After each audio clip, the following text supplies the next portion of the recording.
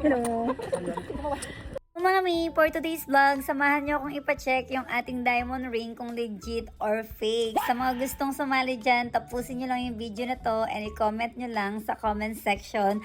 Let's go mga mi! Good luck! So, nandito pala tayo ngayon sa Royal Gem and naka 50% off sila. Grabe, diba? Ang laki ng discount. It's been a while mga mi bago tayo nakabalik dito and I'm planning to buy things pero konti lang and pampatanggal ng ano yung bibilin ko mi. Pampatanggal ng mga inggitera, ganon. Charet! Aray ko! And anyway mga mi, ayan, naghihilahan na nga sila at hindi na nila alam kung paano nila hilahin or buksan yan.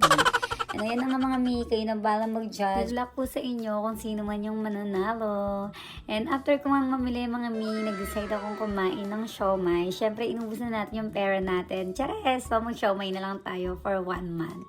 Charot! And yan nga mga mi, tuwang-tuwa si Ate Jem kasi nung kumain daw ako, ang daming customer.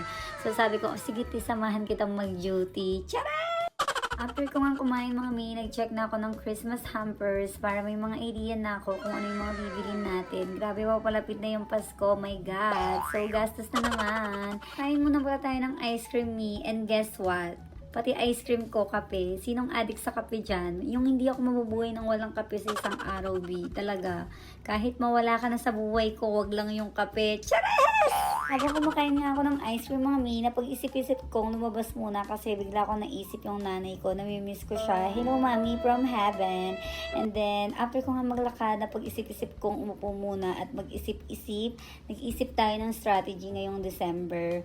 At iniisip ko yung mga employee ko. Ay, charot! Walang hugot. Anyway, mga mi, after ko nga magmuni-muni dyan at mag-isip at mag-check ng email and message, kumain na rin ako sa pepper lunch. After ko mag-order mi, nag-check naman tayo ng email and message. And ayun na nga, kukunin ko na yung in-order kong salmon. Ayan, wala pa ako masyadong ganong kumain mi kasi nga, sanay na ako ngayon pang gabi. Madaling araw talaga ako kumakain bi. Walang ahalong biro.